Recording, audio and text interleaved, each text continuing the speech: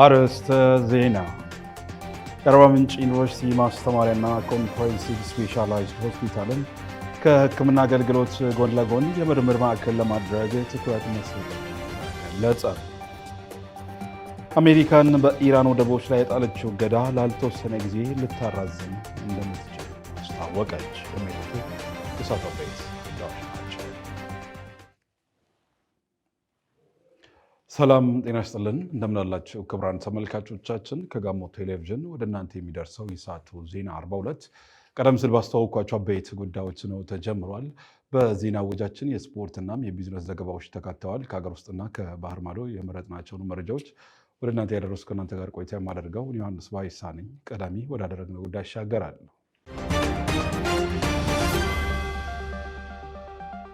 ሀገራዊ ምክክር ጉባኤው በተያዘለት እቅድ መሰረት በስኬት በመካሄድ ላይ መሆኑን የኢትዮጵያ ሀገራዊ ምክክር ኮሚሽን ምክትል ዋና ኮሚሽነር ሂሩት ገብረስላሴ ገለጹ።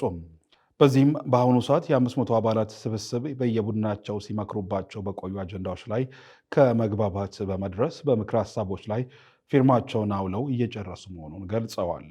በዚህ ሂደት ውስጥ የሀሳብ አለመግባባቶችና ግጭቶች አልነበሩ ማለት አይደለም ያሉት ኮሚሽነሯም በዚህ ሂደት ውስጥ የሀሳብ አለመግባባቶችና ግጭቶች አልነበሩ ማለት አይደለም ያሉት ኮሚሽነሯም በሀሳቦች ላይ የሚደረጉ ክርክሮች በመኖራቸውም ምክክሩ ምን ያህል አስፈላጊ እንደሆነ አረጋግጠንበታል ብለዋል። በብዙዎቹ ሀሳቦች ላይም በመደማመጥ ወደ ጋራ ሀሳብ መድረሳቸውን ጠቁመው አሁን 8 ቡድኖች በበርካታ ጉዳዮች ላይም በመስማማት ስራቸውን እያጠናቀቁ መሆኑን አመልክተዋል። በቀጣይም እነዚህ 8 ቡድኖች የተግባቡባቸው ምክር ሀሳቦችን የሚያጣጥም የሚያደርግ ቡድን መቋቋሙን ገልጸዋል። ይህ የተቋቋመው ቡድን የሚሰራው ስራ አጠቃላይ ለሚቀርበው ምክር ሀሳብ ወጥነት እንዲኖር የሚያስችል ነው ብለዋል። ሀገራዊ ምክክር ኮሚሽን ባቀደው መሰረት በእቅዳችን መሰረት ስራችን በሚገባ እየተካሄደ ነው። በጠበቅነው ልክ እየሄደ ነው። በአሁኑ ሰዓት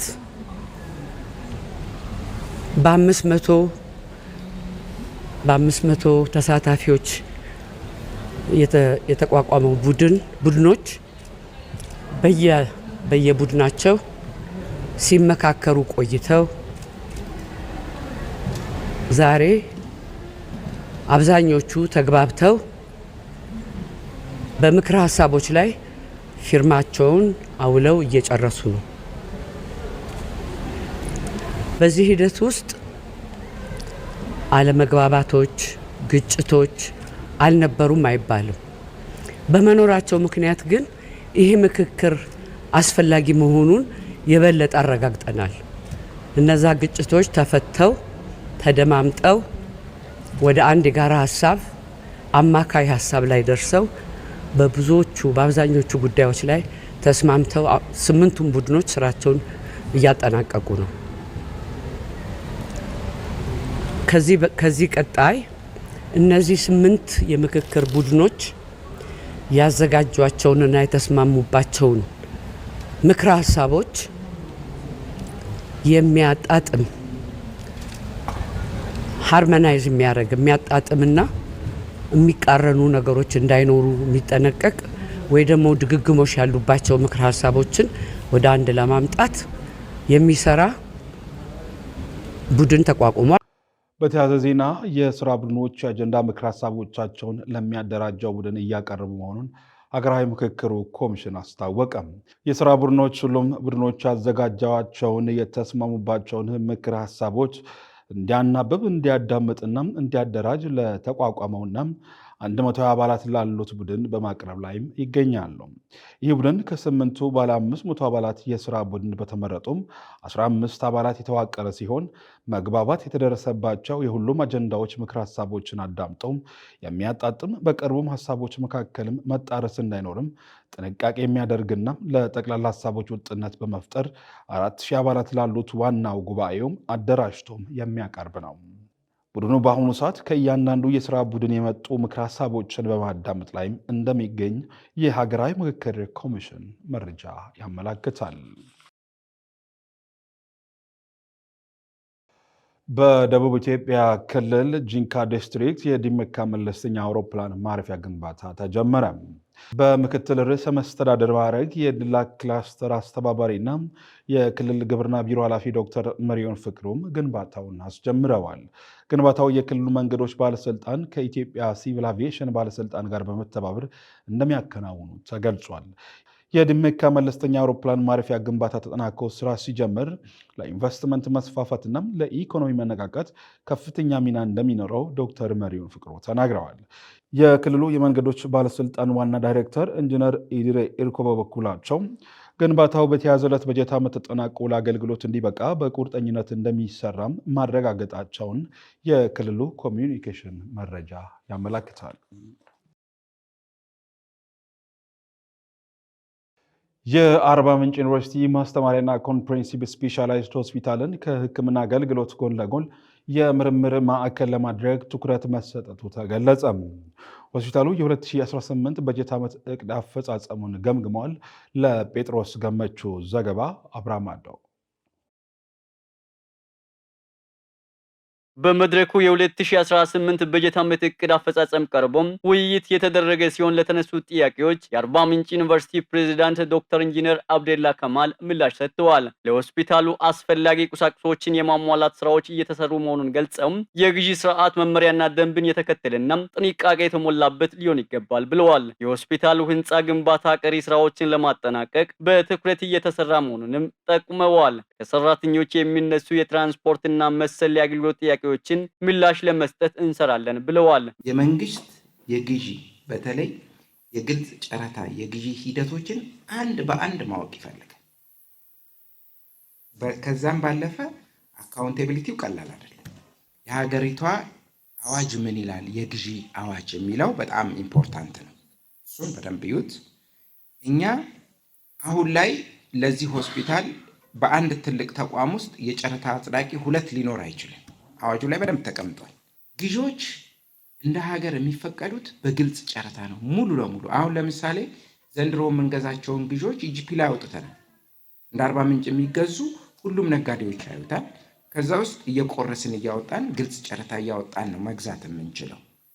ስለዚህ እኔ ግልጽ ጨረታ ስናወጣ ጥንቃቄ ማድረግ አለብን ብዬ የማስበው አንደኛ ስፔሲፊኬሽን ዝግጅት ላይ የምንገዛቸው ሬጀንትም ይሁን መሳሪያም ይሁን ዋሬቨር ኢት ኢዝ በጣም ባለሙያ ጊዜ ወስዶ ብራንድ መጠቀስ የለበትም። ጊዜ ወስዶ ስፔሲፊኬሽኑን በአግባቡ አዘጋጅቶ በግልጽ ጨረታ አውጥቶ መግዛት ነው። አስገዳጅ ሁኔታዎች ሲኖሩ ከኢትዮጵያ ኮንስትራክሽን ኦቶሪቲ ጋር በጋራ በመሆን እነሱ ከኛ በበለጠ ማስገደድ የሚችሉልን ስለሆኑ ቀሪ ሙሉ ስራዎች ተዘርዝረው ለነሱ እናቀርባለን። ኮንትራክተሩ ባለበት በተቻለ አቅም ቶሎ እንዲጨርስ ፑሽ እናደርጋለን። እነዚህን ኢንፎርስ የማድረግ ሪስፖንሲቢሊቲ አለብን። ከሚመለከተው አካል ከተቆጣጣሪው አካል ጋር ሆነን ደግሞ ፑሽ እናደርጋለን። ኤሌክትሪክ መኪናዎች፣ ባሶች እንዲመጡ፣ ኤሌክትሪክ ሚኒባሶች እንዲሰጡን አሁንም ፑሽ እያደረግን ነው። ከራሳችንም በጀት ቆርጠው እንዲገዙልን ነው፣ እኛ መግዛት ስለማንችል። እነሱን ማሳካት የምንችል ከሆነ እናያለን።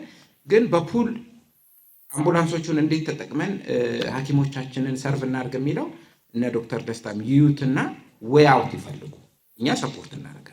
በሆስፒታሉ የአገልግሎት መጉላላት እንዳይኖር የኃይልና ውሃ መቆራረጥ ችግሮችን ከሚመለከታቸው ጋር በመቀናጀት እንደሚፈቱ ጠቁመዋል። ሆስፒታሉ ከሕክምና አገልግሎት ጎን ለጎን የምርምርና መማሪያ ተቋም እንዲሆን ትኩረት መሰጠቱንም ፕሬዝዳንቱ አመልክተዋል።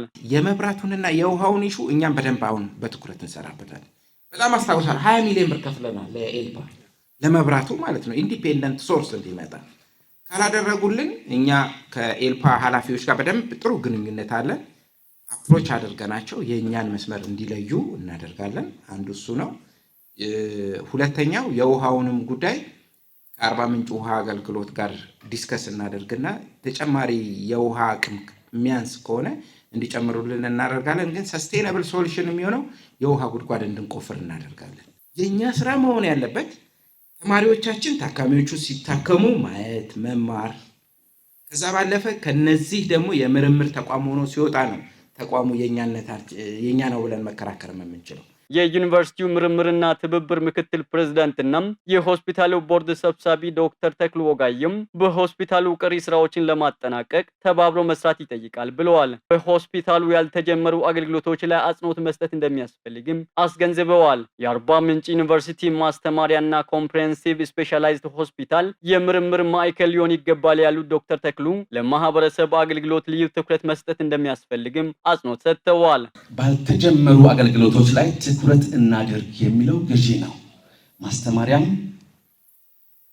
ኮምፕሬሄንሲቭም ስፔሻላይዝድም ሆስፒታል ስለሆነ ባልተጀመሩ አገልግሎቶች ላይ ትኩረት እናድርግ የሚለው ገዢ ነው። ይህን ደግሞ ከዩኒቨርሲቲው ፒላር ጋር ማገናኘት አስፈላጊ ነው። ከመማር ማስተማሩ አንጻር ስፔሻሊቲ የህልውና ጉዳይ ነው። ስለዚህ ለእኛ አገልግሎት መስጫ ብቻ ሳይሆን የጥናትና ምርምር ማዕከል ነው ብለን እናስባለን። ሶስተኛው የማህበረሰብ አገልግሎት ነው። የምንሰጠው ሰርቪሱ እሱን አገልግሎት ብለን ብንወስድ ባልተጀመሩ እዚያውን አሉ። የዛሬ 10 ዓመት አንድ ሆስፒታል ብቻ ነበረ። አሁን ሆስፒታሎች አሉ። 50 ፕላስ ስፔሻሊስቶች ያሉበት ብቸኛ ሆስፒታል ቢኖር ይሄ ነው። ዲማንድ ድሪቭን የሆነ አገልግሎት ላይ ፎከስ ማድረግ የህልውና ጉዳይ ነው። ሆስፒታሉ ከ2016 ዓመተ ምህረት ጀምሮም አገልግሎት እየሰጠ መሆኑንና ከቅርብ ጊዜ ወዲህ የአገልግሎት አሰጣጥ ምህዳሩን ማስፋቱን የገለጹት የአርባ ምንጭ ዩኒቨርሲቲ ጤና ትምህርትና ሕክምና አገልግሎት ኮርፖሬት ዳይሬክተር ዶክተር ብርሃኑ አንዳርጌ ናቸው። የሆስፒታላችን በ2016 ዓመተ ምህረት ሰኔ 29 ጠቅላይ ሚኒስትሩ በተገኙበት ተመርቆ ከሐምሌ 2016 ዓመተ ምህረት ጀምሮ አገልግሎት እየሰጠ ይገኛል። መጀመሪያዎቹ አካባቢ ረጅም ጊዜ ሊባል ይችላል 1 ዓመት ከ6 ወር ያህል በተመላላሽ ሕክምናና አንዳንድ አካባቢው ላይ በጣም የሚፈለጉ ምርመራዎች ሲቲ ስካን፣ ኤምአርአይ፣ አንዳንድ የስነ ደዌ ምርመራዎችን ፎከስ አድርገን ሰርተን ቀጥለን ደግሞ በ2018 ዓመተ ምህረት አጠቃላይ የአገልግሎት ምህዳራችንን አስፈተን አስተኝቶ ሕክምና ታህሳስ 16 2018 ዓመተ ምህረት ጀምረናል። ሆስፒታሉ ደረጃቸውን በጠበቁ ባለሙያዎች አገልግሎት እየሰጠ መሆኑን ጠቁመው ማህበረሰቡንም ከእንግልት መታደጉን ገልጸዋል። ትኩረት ለሚሹ ቀሪ ጉዳዮች ዩኒቨርሲቲው አጽንኦት ሰጥቷል ያሉት ዶክተር ብርሃኑም የህብረተሰቡን ፍላጎት ባማከለ መልኩም አገልግሎት ለመስጠት ይበልጥ እንሰራለን ብለዋል። ዛሬ ያደረግነው የ2018 ዓመተ ምህረት ከሐምሌ 2017 እስከ ሐምሌ 2018 ዓመተ ምህረት ያለውን የስራ አፈጻጸም ነው ሪፖርት ያቀረብነው። በዋናነት መጥቀስ የሚችለው ከቅርብ ጊዜ ጀምሮ ሆስፒታላችን አገልግሎት ምህዳሩን በአይነትም በመጠንም ከፍ እያደረገ ይገኛል። የተለያዩ ስፔሻሊስት ሳብ ስፔሻሊስት ሐኪሞችን እኛ ያስተማርናቸው እኛ ካስተማርናቸው ውጪ በማኔጅመንት እና በዩኒቨርሲቲው አሰራር መሰረት ስፔሻሊስት ሳብ ስፔሻሊስት ሐኪሞችን ማግኘት ይችላል። ከዛ በተጨማሪ አንዳንድ ስፔሻሊቲ እና ሳብ ስፔሻሊቲ ኤሪያዎች ላይ ግብአት ማሟላት አንዱ ነበር። በዚህ ሂደት ላይ ጥሩ ስቴፕ ተካሂዷል። አንዳንድ ህብረተሰቡ ከዚህ በፊት ወደ አዲስ አበባ ሄዶ የሚታከምባቸው ጉዳዮችን ከቅርብ ጊዜ በኋላ እዚህ ማግኘት የምንችል ነው የሚሆነው። ከዛ በተጨማሪ ሆስፒታሉ ያው እንዲህ ሲታይ ህንጻው ያለቀ ነው የሚመስለው። ነገር ግን ብዙ ያላለቁ ነገሮች አሉ። ብዙ ገንዘብ የሚፈልጉ ያላለቁ ነገሮች አሉ። በእነዚህ ጉዳዮች በጣም አንገብጋቢ በሚባሉ ጉዳዮች ላይ የዩኒቨርሲቲው ከፍተኛ አስተዳደር ውሳኔ ሰጥቶ በጣም አንገብጋቢ ቅድሚያ የሚሰጣቸው ነገሮች እንዲካሄዱ ውሳኔ ተላልፏል። ከቅርብ ጊዜው በኋላ ጥሩ አገልግሎት ስንሰጥ እንዳንቸገር የሚያደርጉ ነው የሚሆነው።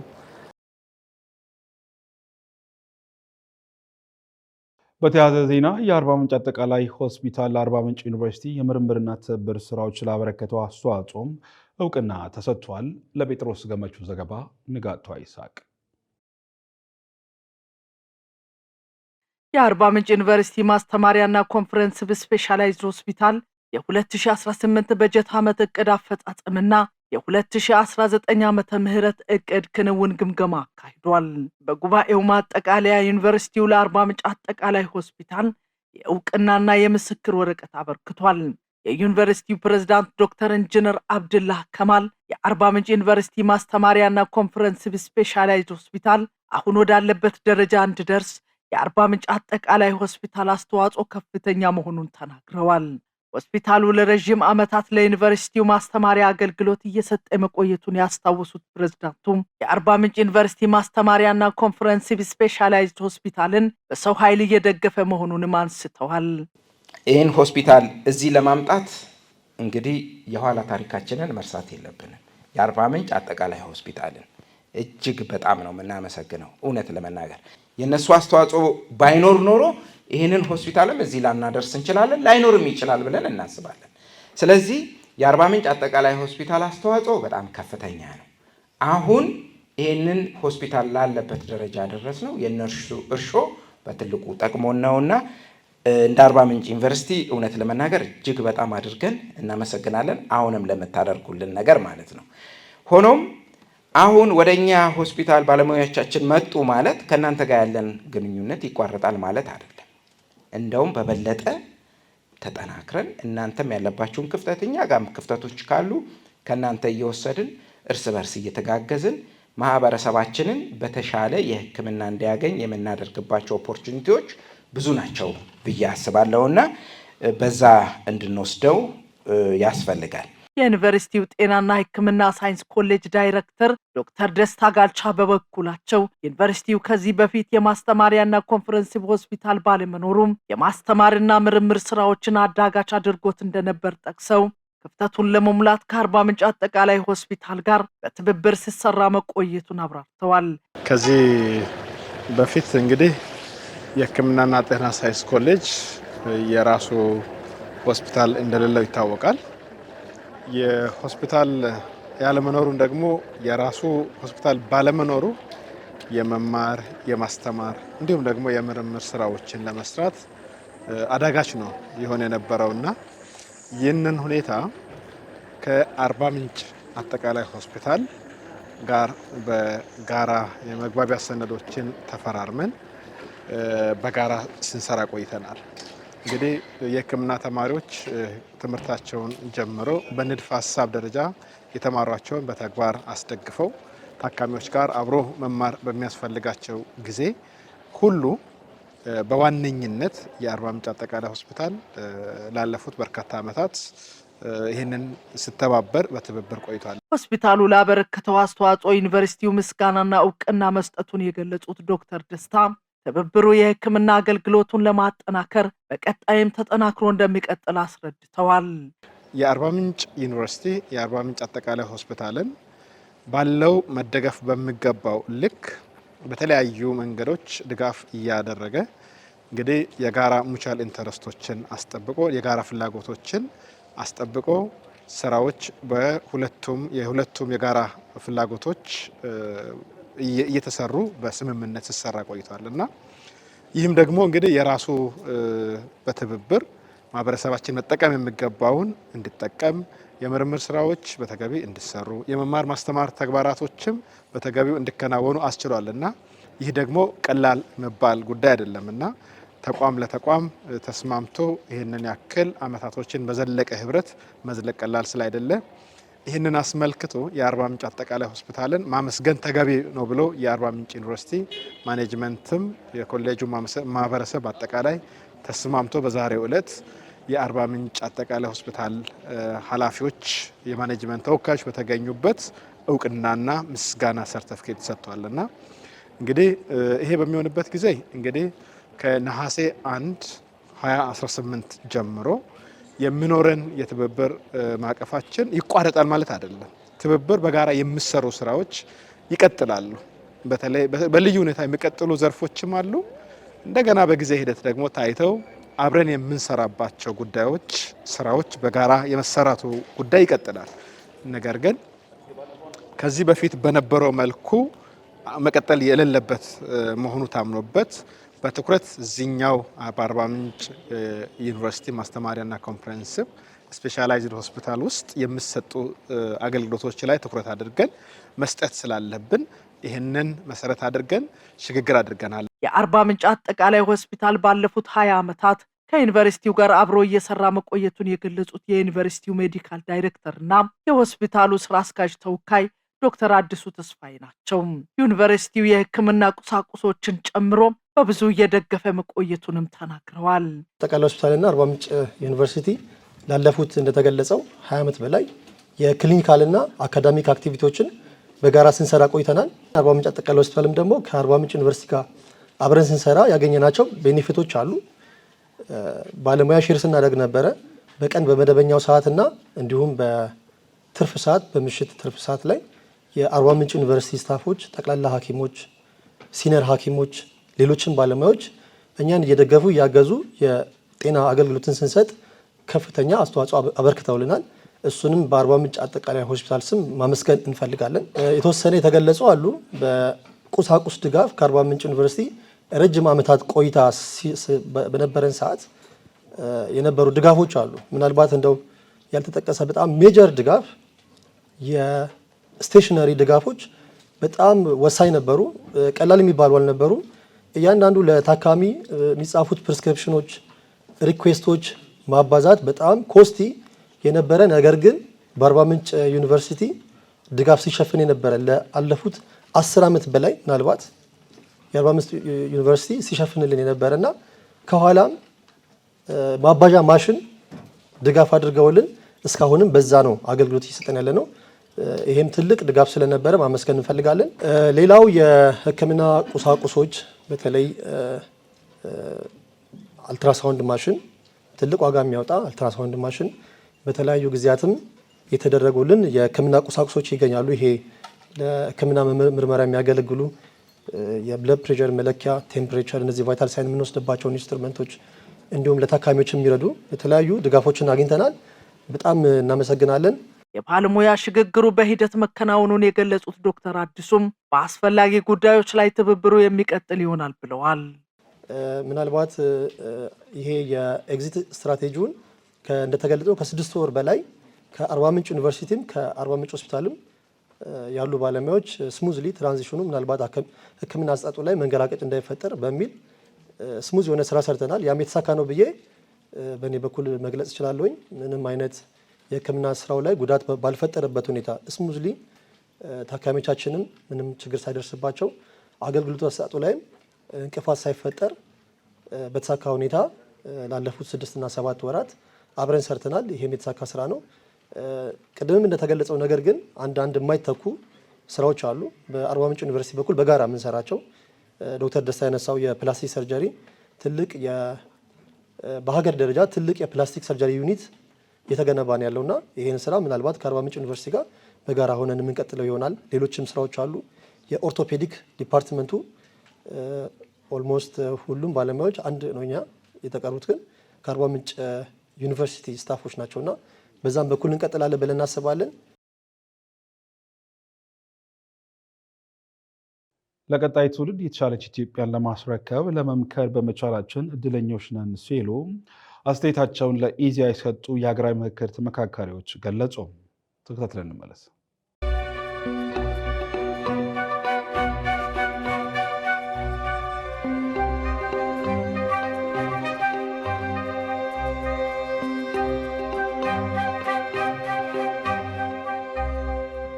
ዲሞክራሲ በተግባር ያየንበት ሁኔታ ነው እዚህ ያለ።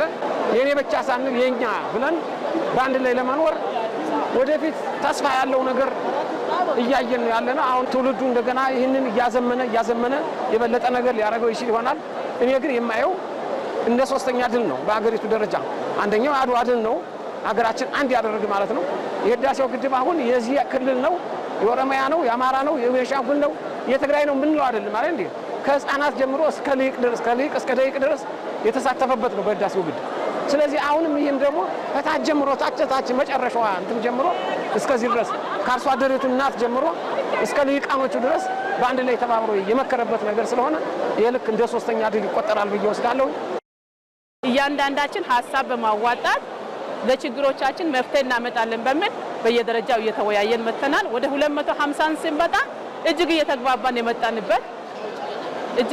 እየተግባባን የመጣንበት ሀሳብ ልዩነቶችን ደግሞ ሲንጸባረቅ የነበረበትን አይተናል።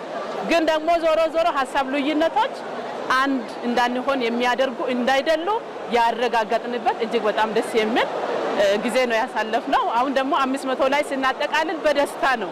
ተስፋ ማደርገው ምንድነው ለዘመናት የቆዩ ጥያቄዎች አልፈታ ያሉ ኢትዮጵያን እያባሉ የነበሩ ጉዳዮች ተፈተው ኢትዮጵያ ሰላማዊ ሀገር እንድትሆን በፖለቲካውም ቢሆን አቅም ያላት በማህበራዊም ቢሆን የተለያዩ መስተጋብሮችን አንድ አድርገን ይዘን የምንሄድበት ኢትዮጵያ ትሆናለች የሚል ተስፋ አለ።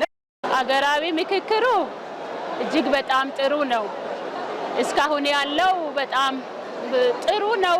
10 ሆነን እያንዳንዱ ሰው የራሱን ሀሳብ ሲገልጽ ነበር። ከዛ 50 ሆነን ተወያየን። ከዛ ሲቀጥል ደግሞ 250 ላይ እያንዳንዱ ሰው የራሱን ሀሳብ በነፃነት ሲገልጽ ነበርና እስካሁን ያለው ነገር ጥሩ ነው። ለኢትዮጵያ ተስፋን ይዞ ይመጣል፣ ከፍታን ይዞ ይመጣል። ለልጆቻችን ብሩህ ተስፋን ይዞ እንደሚመጣ እርግጠኛ ሆኜ ነው የሚነግሪ። ምክንያቱም ከዚህ ቀደም እንደዚህ ያለ ምክክር የለም አልነበረምም። ይሄ ታሪካዊ ምክክር ነው። ስለዚህ እያንዳንዱ ሰው የራሱን ቤተ እምነቱን ወክሎ የተገኘ ሰው አለ። ሁሉም ብሔሩን ወክሎ የተገኘ ሰው አለ። ስለዚህ በነፃነት እየተመካከረ ነው ያለውና ምንድነው የሀገራችን ችግር የሚለውን እያንዳንዱ ሰው ያነሳ እየተወያየ ስለሆነ ችግሩም ይፈታል። ሲቀጥል ደግሞ ሀገራችንንም ከፍታ ላይ እንደምናገኛት ተስፋ አደርጋለሁ። መላ ክልል በሚባል ደረጃ ነበረበት፣ ከተለያየ ተቋም ነበረበት። ሀሳብንም ደግሞ እያንዳንዱ ሰው በነፃነት የሚሰጥበት በጣም ያልተገደበ ነፃነት ነበርና ያ ደግሞ ችግሮቻችንን ያለምንም ፍርሃት ያለምንም መጨናነቅ እንድናወጣ አሳታፊ በሆነ መልክ እንድንገልጽና ለነገም ደግሞ መፍትሄ እንድናመጣ ረድቶናል ብዬ አስባለሁ። አገራችን ወደማትመለስበት ጸጥታና ወደማትመለስበት እድገት ያሻግራታል ብዬ ነው የማስበው። ደግሞም እንደሚሆን ምንም ጥርጣሬ የለኝም። ለምን እያንዳንዱ ቦታ ላይ እያንዳንዱ ማህበረሰብ ጋር ተደብቆ የቀረ ችግር አለ ብዬም አላስብም። በመካከር ትልቅ እድል ሰጥቶናል። እዚህኛ አንዲያ ኢትዮጵያን አይተናል። ተሰበሰበው ኢትዮጵያ ነው የሚሞጣው የኢትዮጵያ ሀሳብ ነው። በእኛ ሀሳብ ምክር ሀሳብ ያ ተደምሮ የስምንቱም አጀንዳ ተደምሮ ወደ አንድ ውጤት ይመጣል የሚል እምነት አለኝ። አሁን ተስፋ ያላት ኢትዮጵያ አንድ የሆነች ኢትዮጵያ ህብረ ኢትዮጵያዊነቷን ጠብቃ ኢትዮጵያ የምትባል ሀገር ከአፍሪካ አልፎ በዓለም ገና እንድትታይ ይሄ ምክክር ወደዛ ይወስዳታል ብዬ አምናለሁ። ምክንያቱም ሁሉም ነው አሁን እዚህ ጋር ያለው። እኔ አንድ ነገር የታዘብኩት ከሰው አእምሮ ወይም ከአንደበት የሚወጣው የኢትዮጵያን ግንባታ ነው እንጂ የሚያፈርስ ነገር የለም እዚህ። ስለዚህ ኢትዮጵያ ትገነባለች። ኢትዮጵያን ኢትዮጵያ የሚያደርገው የሁሉም ብሔር ብሔረሰቦች አብሮነት፣ ጥምረት፣ መከባበር፣ መቻቻል፣ መደናነቅ፣ መረዳት ኢትዮጵያን ይገነባታል። አብሮ መቻቻል ሲኖር ነው። ይህ በሌለበት አንድነትን መመስረት አንችልም። ኢትዮጵያ የብዙ ብሔረሰቦች ህብር ናት። አንድነትን ለመፍጠር ይህ አይነት ሜንታሊቲ በሁላችንም ውስጥ ካልተፈጠረ አይሆንም። በዚህ አይነት ልክ ብንሄድ ነው ጥሩ የሚሆነው። በዚህ ምክክር ሞር የበለጠ በጣም ኢትዮጵያችን አንድ ሁነን በአንድ እንድንሆን ይሄ ነው የተመከረበትም ይሄ ነው የምጠብቀውም ይሄ ነው። በምክክር መሆኑ ደግሞ ታይቶ የማይታወቅ እኔ ከራሴም ጀምሮ አንግቤ የመጣሁት ለራሴ አይደለም ለኛ የሚለውን ነገር ነው አስበን የመጣና ያው የምጠብቀው ጥሩ ነገር ነው። ኢትዮጵያ አሁን የሚያስፈልጋት ምክክር ነው በአሁኑ ሰዓት ማለት ነው። ተመካክረን አንዲቷን ሰላም ያላትን ኢትዮጵያ ለመፍጠር እስከሆነ ድረስ እዚህ የመጣ ነው። ኢትዮጵያ የሚያስፈልጋት በአሁኑ ሰዓት ምክክር ነው። ይሄ ምክክርም እየተካሄደ ነው። ሁሉም የራሱን የመጣበትን የራሱን ሀሳብ የመስጠት መብት ስላለው በጥሩ ደረጃ እየሄደ ነው። እኛ ጋር እስካየሁት ድረስ ማለት ነው። በዚህ ምክክር አንድ ሰላም ያላት ኢትዮጵያ፣ ብልጽግና ያላት ኢትዮጵያ እንጠብቃለን ብዬ አስባለሁ። እኔ በራሴ በኩል ማለት ነው። ለልጆቻችንም ጥሩ ኢትዮጵያ ለማስረከብ በዝግጅት ላይ ነው። ተመካክረን ተነጋግረን ተደማምጠን በዘመነ ሁኔታ እኔ ወንድሜን ሰምቼ እሱም እኔን ሰምቶኝ ችግራችን የኔ አካባቢ ያለው ችግር እሱ አካባቢ ያለው ችግር የሁላችንም ችግር ነው የሚለውን ነገር ተረዳተን ሀገሪቷን እናሻግራለን። በዚህ ሂደት ውስጥ እየተነሳ ያለው ሐሳብ ገንቢ ሐሳብ ነው። ነገ ለነገው ትግልት የሚጠቅም ለኛም የሚጠቅም አራቱም አቅጣጫ ያለውን ችግር የሚዳስስ አጀንዳ ነው። ምክክሩ በጣም ጥሩ ነው። ምክንያቱም ከዚህ በፊት ያላወቅነውን ነገር ሁሉ ተቀራርቤ መመካከራችን ለአገራችን ይጠቅማል የሚል ሁኔታ ነው። ነፃ መድረክ ነው። እድል አግኝተን መመካከራችን ለአገራችን ነፃነትና ለአገራችን ችግር መቅረፍ መመካከሩ ነው የሚበልጠው። ተቀራርቦ መመካከር ማለት ለአገር ግንባታ በጣም ወሳኝ ስለሆነ ጥሩ ምክክር ነው ብዬ አምናለሁ። ምክክር ሂደቱ በጣም ጥሩ ነው። አሳታፊ ነው፣ አካታች ነው። ነፃነቱም አለ። ሀሳብን እንደፈለግ ትገልጻለህ ያለ መጨናነቅ ያለ ምንም ፍርሃት ሀሳብን የምትገልጽበት ሂደት ነው። ወደፊት ኢትዮጵያን ለመገንባትም እንደ አይነት ምክክሮች በጣም አስፈላጊ ናቸው። መነጋገሩ በጣም ቅርርብን ያመጣል፣ ግልጸኝነትንም ያመጣል። ከዚህ ምክክር በኋላ የጋራ የሆነች አገር ለመገንባት ጥሩ ሂደት ይኖረዋል ብዬ አስባለሁ። አሜሪካን በኢራን ወደቦች ላይ የጣለችውን እገዳ ላልተወሰነ ጊዜ ልታራዝም እንደምትችል አስታወቀች። አዲስ ጦርነት ከተቀሰቀሰ ደግሞም ኢራን የበለጠ ምላሽ በመስጠት የተራዘመ ጦርነት እንደምታካሄድ ማስጠንቅቃለች። ለቢቢሲ ዘገባ ሲራክ ሳለ። አሜሪካ በኢራን ወደቦች ላይ የጣለችውን እገዳ ላልተወሰነ ጊዜ በማራዘም የምጣኔ ሀብት ጫናውን ልታጠናክር እንደምትችል ተናግራለች። አሜሪካ ይህንን ያለችው በሁለቱ ሀገራት መካከል ይደረጋል ተብሎ የሚጠበቀው ድርድር ባለመሳካቱ ውጥረት ባየለበትና የዓለም የነዳጅ ዘይት አቅርቦት እየቀነሰ በመጣበት ወቅት ነው። የአሜሪካ መከላከያ ሚኒስትር የሆኑት ፔት ሄግሴት ለጋዜጠኞች ጦሩ በኢራን ላይ የተጣለውን እገዳ ለማስቀጠል በቀጠናው መቆየት የሚያስችል አቅም አለው ብለዋል። በኢራን ወደቦች ላይ የተጣለው እገዳ አገሪቱ ላይ የምጣኔ ሀብት ጫናን እየፈጠረ ነው። የአሜሪካ የባህር ኃይል እንደዚህ አይነት የእግድ እርምጃን ላልተወሰነ ጊዜ ማስቀጠል ይችላል። ምክንያቱም ቀደም ሲል እንዳደረግነው ሁሉ መርከቦችን እያቀያየርን ማስገባትና ማስወጣታችንን እንቀጥላለን ሲሉ ሄግሴት ወደ ፓናማ ባደረጉት ጉዞ ወቅት ለጋዜጠኞች ተናግረዋል። የገንዘብ ሚኒስትሩ ስኮት ቤንሴት ደግሞ አገራቸው በኢራን ኢኮኖሚ ላይ ተጨማሪ ጉዳት ለማድረስ ማቀዷን ይፋ አድርገዋል። በሚቀጥለው ሳምንት ለሚሰጡ ተጨማሪ መግለጫዎች ተዘጋጁ።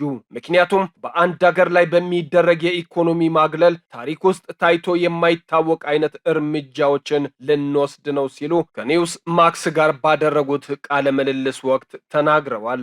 በሰኔ ወር በአሜሪካና በኢራን መካከል የተፈረመው የመግባቢያ ሰነድ ከፈረሰ ወዲህ ኢራን የሆርሙዝ ወሽመጥን ዳግም በመዝጋት አሜሪካ ላይ ጫና ለመፍጠር እየሞከረች ትገኛለች። ጦርነቱ ከጀመረበት የካቲት ወር አንስቶ ወሽመጡን ለማቋረጥ የሚሞክሩ መርከቦች ላይ ጥቃት የምትፈጽመው ቴህራን የዓለም የነዳጅ ዋጋ ከፍ እንዲል አስተዋጽኦ አድርጋለች። ሐሙስ ዕለት ምሽት የአቡዳቢ ብሔራዊ የነዳጅ ኩባንያ ንብረት የሆኑ ሁለት ነዳጅ ጫኝ መርከቦች ጥቃት እንደደረሰባቸው የዩኤኢ ብሔራዊ ዜና ኤጀንሲ ዋም ዘግቧል። የዩናይትድ አረብ ኤሚሬትስ መንግስት የኢራንን ጥቃትም አውግዟል። የአሜሪካው ፕሬዝዳንት ዶናልድ ትራምፕ ጦርነቱን በፍጥነት እንዲቋጩ ከአገር ውስጥ ከፍተኛ ግፊት እየደረሰባቸው ነው። ትራምፕ አሜሪካ በባህር ወሽመጡ ላይ ሙሉ ቁጥጥር እንዳላት በተደጋጋሚ የገለጹ ሲሆን ኢራን ይህንን አስተባብላለች። ቴህራን ያስቀመጠቻቸው ቅድመ ሁኔታዎች እስኪሟሉ ድረስ ወሽመጡ ዳግም እንዲከፈት እንደማትፈቅድ አስታውቃለች። ከቅድመ ሁኔታዎች መካከል የኢኮኖሚ ማዕቀቦችን ማንሳትና የታገዱ የኢራን ሀብቶችን መልቀቅ ይገኙበታል። ማክሰኞ ዕለት በወሽመጡ በኩል ያለፉ መርከቦች 8 ብቻ ናቸው። ከጦርነቱ በፊት ግን በሆርሙዝ በኩል በቀን ከ130 እስከ 140 መርከቦች ያልፉ ነበር። አሜሪካ በሰኔ ወር አጋማሽ ላይ በኢራን ወደቦች ላይ ጥላ የነበረውን እገዳ አንስታ የነበረ ቢሆንም ጦርነቱ ዳግም ማገርሸቱን ተከትሎ በአገሪቱ ላይ የምጣኔ ሀብት ጫና ለማሳደር በሚል ዳግም ወደ ወደቡ የሚደረግ እንቅስቃሴን አግዳለች። ዋሽንግተን ቀደም ሲል ኢራንና ኦማን በወሽመጡ አስተዳደር ላይ የሚስማሙ ከሆነ እገዳውን አነሳለሁ ብላ ነበር። ከፍተኛ የኢራን የኢራን ወታደራዊ ባለስልጣናት አሜሪካ ሌላ ዙር ጥቃት በሀገራቸው ላይ የምትከፍት ከሆነ ከባድ ጥቃት በመሰንዘር ለተራዘመ ጦርነት እየተዘጋጁ መሆናቸውን ተናግረዋል። የኢራን እስላማዊ አብዮታዊ ዘብ ከፍተኛ ባለስልጣን ራሱል ሳናኢራድ ከአሜሪካ ጋር አዲስ ጦርነት የሚቀሰቀስ ከሆነ ቴህራን ከዚህ በፊት ከነበረው በጠነከረ ሁኔታ ምላሽ እንደምትሰጥ አስታውቀዋል። ፋርስ የተባለው የኢራን ዜና ወኪል እንደዘገበው የአብዮታዊ ዘቡ ጠቅላይ አዛዥ ፖለቲካዊ ርዕዮተ ዓለም ጉዳዮች መኮንን የሆኑት ባለስልጣን ጠላት በአገር ውስጥ ክፍፍልን በመፍጠርና የኢኮኖሚ ጫና በማሳደር ተቃውሞዎችን መፍጠር እንደሚችል በማሰብ ጥረት እያደረገ ነው ብለዋል። በተጨማሪም የኢራን ሰራዊት ምክትል ጠቅላይ ኤታ ማዦር ሹም አሊ ሬዛ ሼክ በበኩላቸው የኢራን እስላማዊ ሪፐብሊክ ለተራዘመ ጦርነትና ቀጣይነት ላለው ዘመቻ ዝግጁ መሆኑን ተናግረዋል። እንዲሁም የኢራን የጦርነት መርህ ግልጽ ከሆነው የመከላከል አቋም ወደ ጥቃትን ቀድሞ ማስቀረትና ማጥቃት መሸጋገሩን እንዲሁም የበለጠ ሚሳኤልና ድሮን የማምረት አቅምን ቀጣይነት ላለው ዘመቻ ወሳኝ መሆኑን አመልክተዋል። በሳምንት ውስጥ ይጠናቀቃል የተባለው አሜሪካ በኢራን ላይ የከፈተችው ጦርነት አንዳንድ የሞቅ አንዳንድ የቀዝቀዝ እያለ ወራትን ያስቆጠረ ሲሆን በድርድር እንዲያበቃ ለማድረግ ጥረቶች እየተደረጉ ይገኛሉ። ዘገባው የቢቢሲ ነው። ክቡራን ተመልካቾቻችን ከጋሞ ቴሌቪዥን ለሰዓቱ ወደ እናንተ ሲደርሱ የነበሩ ዜና 42ን ከመቋጨታችን አስቀድመና አርዕስተ ዜናዎቹን በድጋሚ እናስታውሳቸው። የአርባ ምንጭ ዩኒቨርሲቲ ማስተማሪያና ኮምፕሬሄንሲቭ ስፔሻላይዝድ ሆስፒታልን ከሕክምና አገልግሎት ጎን ለጎን የምርምር ማዕከል ለማድረግ ትኩረት መሰጠቱ ተገለጸ። ከውጭ አሜሪካን በኢራን ወደቦች ላይ የጣለችውን እገዳ ላልተወሰነ ጊዜ ልታራዝም እንደምትችል አስታወቀች። የሚሉት የሰዓቱ አበይት ጉዳዮች ነበሩ። ከዚህ በማስከተል ስፖርታዊ መረጃዎችን ወደ እናንተ ከጋሞ ቴሌቪዥን ሊያደርስ ባልደረባችን መስፍን ባንጃ ይጠብቃችኋል። ከኔ ጋር በዚያ በቀን ከቀሪ የጋሞ ቴሌቪዥን ዝግጅቶች ጋር ጥሩ ጊዜ ተመኘው። ሰላም።